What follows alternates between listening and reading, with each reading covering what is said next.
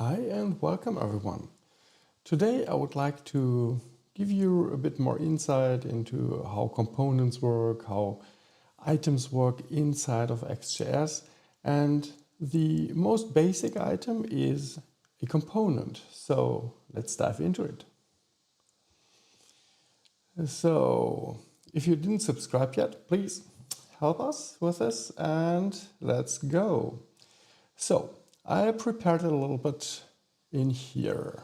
Let me scale that up. So what I did for today, I prepared a panel, and as we are going to explain what a component is, I'm using this component.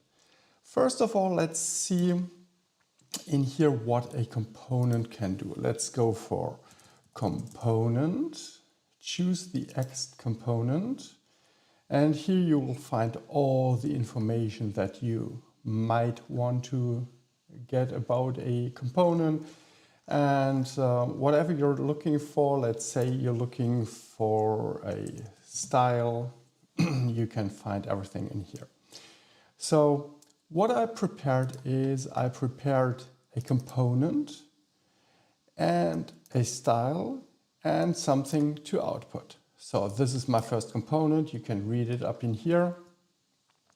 And the style is the background color, a little bit of padding inside and a bit of margin outside. So now, how would we usually go with this? So as soon as I have a panel which contains other items, we'll go into panels and stuff like that later in a different video. For today, we will just try to figure out how to use this after all. So I prepared in here a first container, and in here we say we create a new file, and the file name should be component.js. So I created the component.js in here, and now we have to let ExtJS know that we are creating a new component which we want to use as component. So we say x define, and then we say in here what is the name. And as you can see in here, you get this example, which is the namespace, where to find it in the view folder, in the main folder. So let me just copy all this in here, put it in here and say, so instead of the view main, we're going to into the view first dot component, as this is the file name. And now we can add some additional information.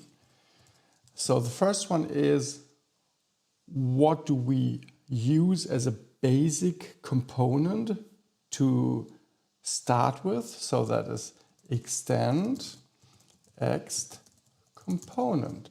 And then we want to add a name for this. So in here we're going with the X type, and the name should be first component.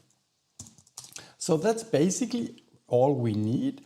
We named this first component, we copy this name, and we just basically, let me scale this up here.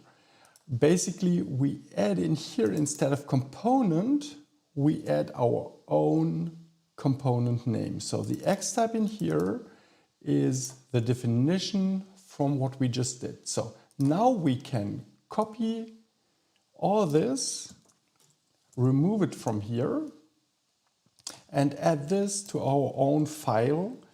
And if we restart everything in here, we should get the same output. We do have that in here. So now we can go from here.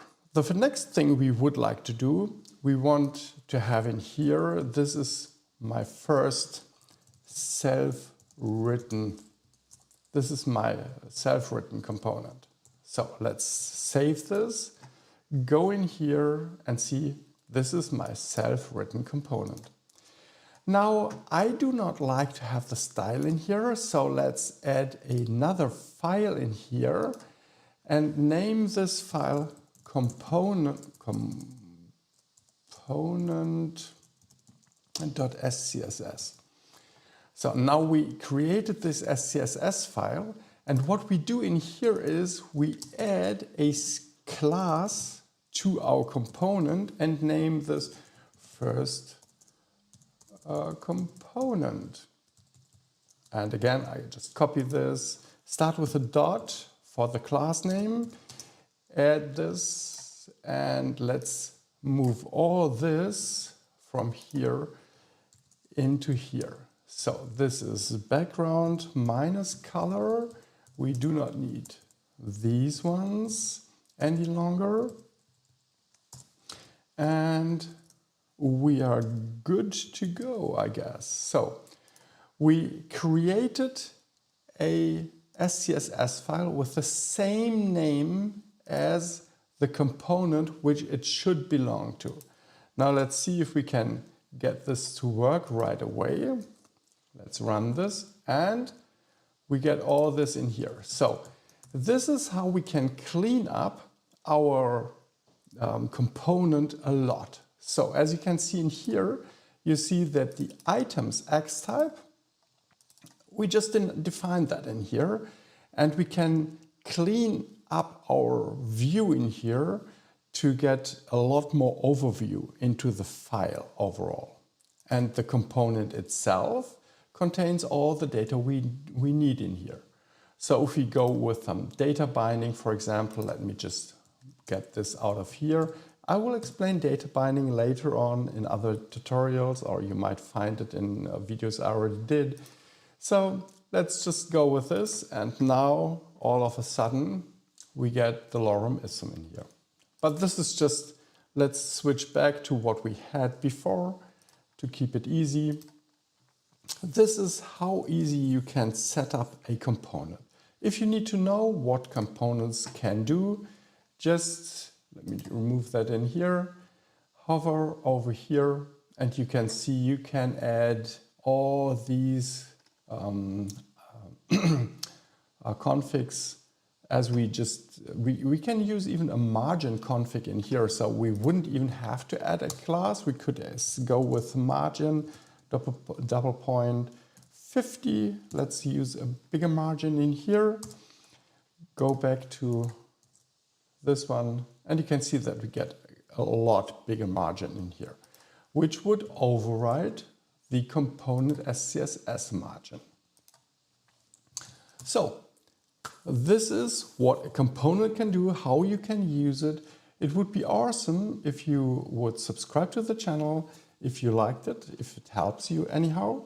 And in the next tutorial, I will explain what a container can do instead of using a component. So see you later, have a good evening, and see you next time.